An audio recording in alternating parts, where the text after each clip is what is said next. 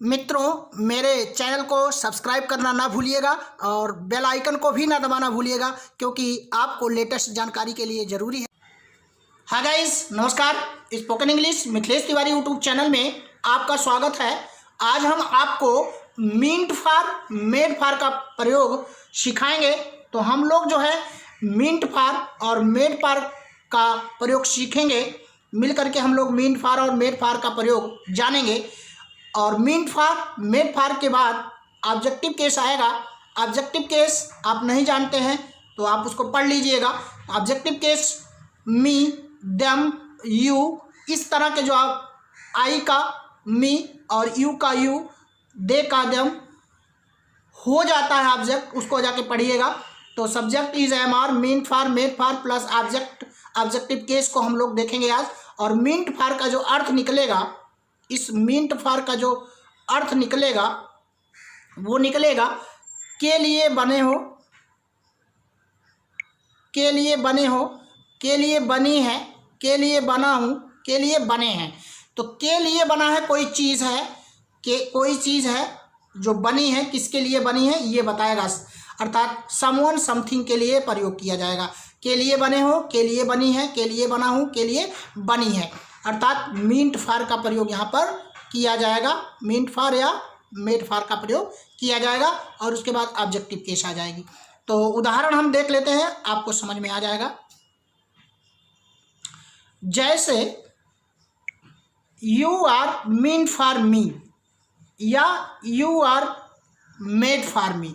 तो you are made for me, यहाँ पर मीन्ट फॉर और मेड फॉर करना है आपको। और यू जो है कोई भी सब्जेक्ट लाना है, सब्जेक्ट के अनुसार आपको सिंगुलर और प्लूरल हेल्पिंग वर्ब लेनी है यहाँ पर। तो you are meant for me, you are made for me. तुम मेरे लिए बनी हो या तुम मेरे लिए बने हो, तुम मेरे लिए बने हो या मेरे लिए बनी हो। तो बने हो, बनी हो, आप मेरे लिए बनी हो, आप मेरे लिए बने हो। तो ऐसे वाक्य को हम मीन्ट फॉर से प्रयोग करेंगे। ठीक है, यहाँ मेरे लिए मी ऑब्जेक्ट है, ऑब्जेक्टिव केस में आया है, यहाँ पर ऑब्जेक्ट है। तो जो भी आप वाक्य लेना हो उसको बना लीजिएगा। तो she is meant for me, she is meant for me या she is made for me. She is meant for me, she is made for me. वह मेरे लिए बनी है, वह मेरे लिए ही बनी है। इतना ध्यान रखिए, आपको जोड़ देना है। ही बनी है, ही बनी है, वह मेरे लिए ही बनी है।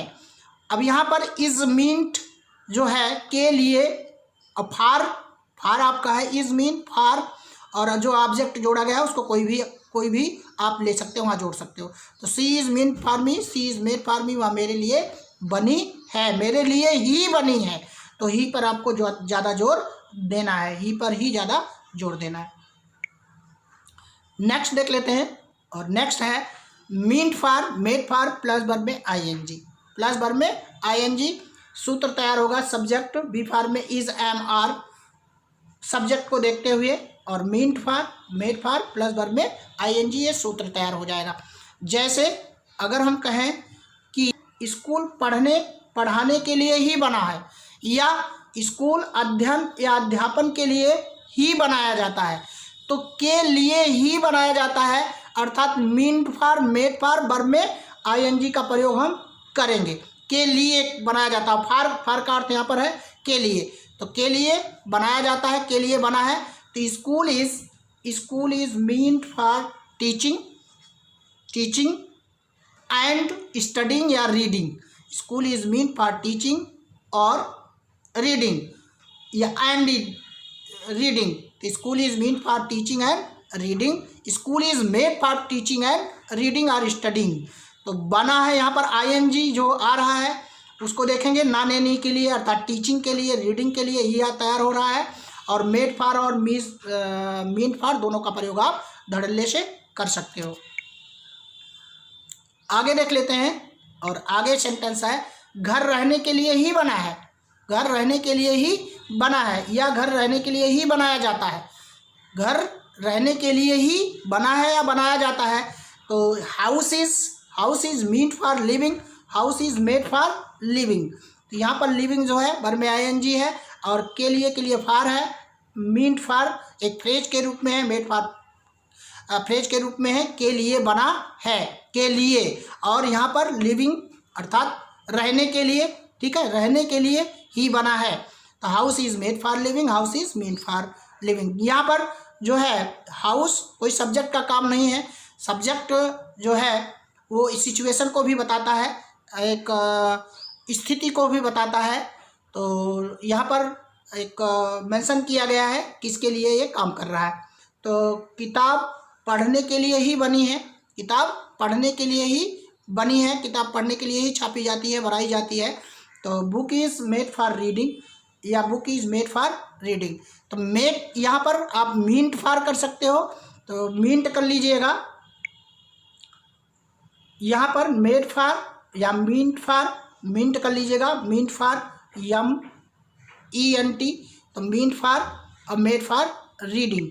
अगला देख लेते हैं, पति पत्नी एक दूसरे के लिए ही बने हैं, wife and husband is meant for each other. तो is meant for, is made for each other, तो आप ऐसे करके बनाएंगे। तो यहाँ पर आर हमने नहीं किया क्योंकि एक दंपत्ति का सूचक है, वाइफ एंड हस्बैंड, ठीक है। तो ऐसी स्थिति में यहाँ आर का प्रयोग हमने नहीं किया है।